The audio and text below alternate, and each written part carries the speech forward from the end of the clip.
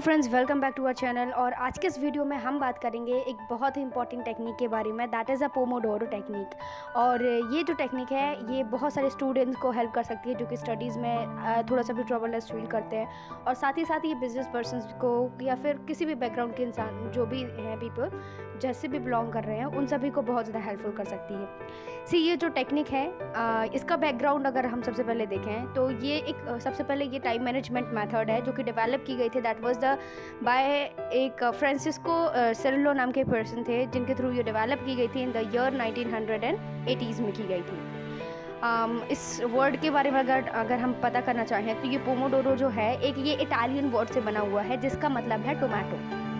ये अब डिस्कवरी के टूवर्ड्स जाते हैं कि किस तरीके से इसकी डिस्कवरी हुई।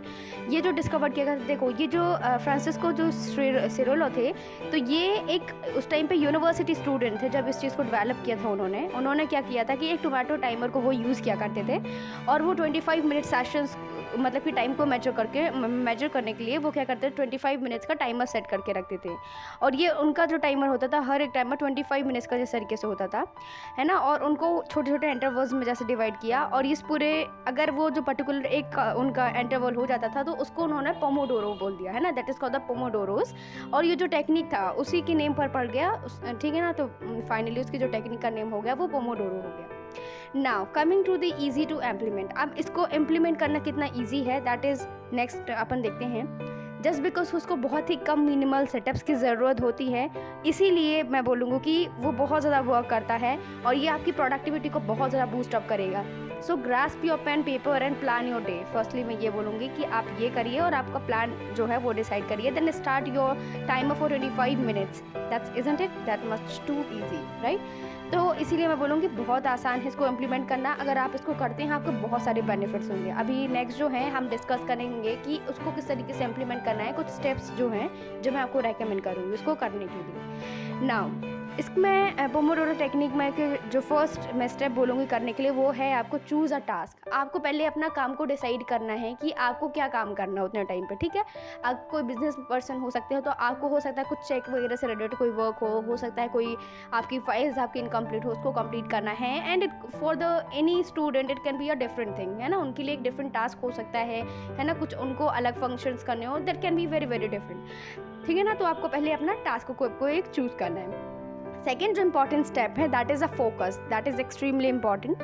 फोकस के लिए ये है कि आपको जो ईमेल्स हैं या फिर जो भी सोशल मीडिया से रिलेटेड जो भी आपके मैसेजेस आ रहे हैं, यू हैव टू जस्ट आप उनको बंद करना, उनको ऑफ कर दो आपको, ठीक है ना। And switch off your phone, कि आपको कोई भी डिस्टर्बेंस ना हो, ठीक है। अब हम इस चीज़ की बात करते हैं कि ये नोट करना बहुत इंपॉर्टेंट है कि जो आपको फोकस है कि लर्निंग की किस तरीके से आपको मैनेज करना है डिस्ट्रैक्शन को, इन वन की skill is the Pomodoro. Pomodoro technique जो है is the only technique I would say कि मैंने खुद यूज़ किया है, इसलिए वो मेरे को बहुत ज़्यादा हेल्पफुल रही जो at the time of examination and a lot of things. मैं बहुत सी चीज़ को मैनेज कर पाई और स्टडीज़ के लिए मैं बहुत ज़्यादा फोकस कर पाई। जो आप पता है अब उस लेवल का सेटिस्फैक्शन होता है कि अगर आप 1 घंटे की स्टडी कर लेते हैं तो वो लगभग उस टाइम की नहीं होती। हो सकता है बच्चा 5 घंटे से बैठा हो, लेकिन उसका लेवल किस तरीके का कंसंट्रेशन, दैट डिटरमाइंस कि कितना अच्छा आपने स्टडी किया है, कितना क्वालिटेटिव है वो, है ना। उसी तरीके से अगर आप उसमें 1 घंटे अगर फोकस्ड रह के करते हैं, सो दैट वुड बी रफली equals to, that would be finally रफली या फिर कुछ भी बोलो आप 5 घंटे के ही बराबर आपकी टेक्निक होती है, क्योंकि आपने पढ़ा है इतनी तरीके से, तो आपकी वर्क जो है आउटपुट जो मिला वो उतना रहता है, ओके। तो इसीलिए इसको बोलूँगी। तो इसलिए टाइम मैनेजमेंट के साथ साथ जो है आपको फोकस करना बहुत इंपॉर्टेंट है, कि इसलिए फोकस के लिए ये जो मेथड है इट इज़ रियली इंपॉर्टेंट, क्योंकि आपके पास सिर्फ 25 मिनट्स दिए जाते हैं, तो आप उसमें से अपना बेस्ट देना चाहते हो कि आप जितने जल्दी हर एक सेकंड किस तरीके से बेस्ट वे में यूटिलाइज कर सको। You just try to do that, right.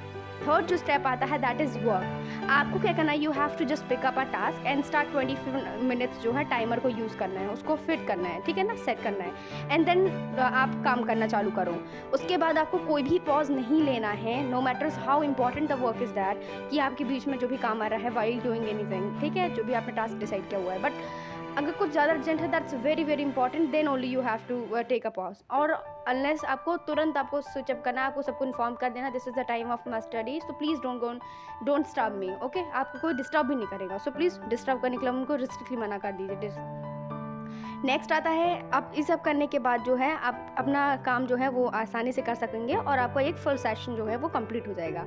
Fourth जो स्टेप आता है that is a short break. Short break जो है एक्सट्रीमली इम्पॉर्टेंट जो है इसका पार्ट है। अब मैं देखो पार्ट इसलिए है क्योंकि सेशंस के बाद जैसे कंप्लीट होते हैं, हाँ आप 5 मिनट जैसे रफली उठ के अपने माइंड को क्लियर कर सकते हो, इन द सेंस कि आप पानी उस टाइम पी सकते हो, थोड़ा सा वॉक कर सकते हो 5 मिनट्स के ब्रेक में, है ना। तो इस तरीके से आपको रिफ्रेशमेंट अच्छा फील होगा, तो आप काफ़ी अच्छा कर पाओगे अपने नेक्स्ट सेशन में। फिर से जो स्टेप है that is repeat, means start the timer for the another work, और अनदर सेशन के लिए आप जो टाइमर को यूज़ करो आप और वापस उसको स्टार्ट करो, है ना। तो ये हो गया, आपको वहाँ रिपीट करना है। नेक्स्ट आता है आपका 6th important step that is a long breaks.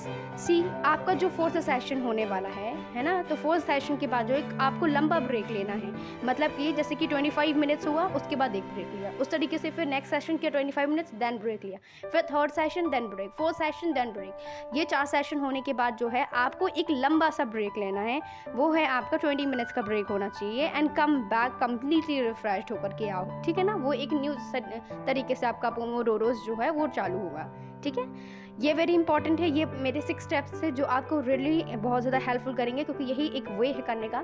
और मैं एक चीज़ और बोलूँगी कि कई लोग होंगे अभी इसमें भी क्वेश्चंस करेंगे कि 25 मिनट्स में क्या होता है, हम तो बड़े स्टैंडर्ड से, means you are in 12th standard और फ्रॉम एनी बैकग्राउंड, राइट। तो उन सब के लिए मैं रेकमेंड करूँगी आप ना 25 मतलब कि 45 मिनट्स का एक स्लॉट रख सकते हो, या फिर मैं कहूँगी कि 50 मिनट का एक स्लॉट रख लीजिए, और उसके बाद जो है 10 मिनट्स का ब्रेक रख दीजिए उसमें, इससे बेस्ट कुछ नहीं होगा। और ट्रस्ट में अगर आप यही जो है 4 पोमोडोरोस दे रहे हैं, मतलब कि 4 सेशंस इनके दे रहे हैं, 50 मिनट्स का सेशन और then 10 minutes consequently break, then ये आपके लिए बहुत ही इफेक्टिव जो है प्रूव होगा।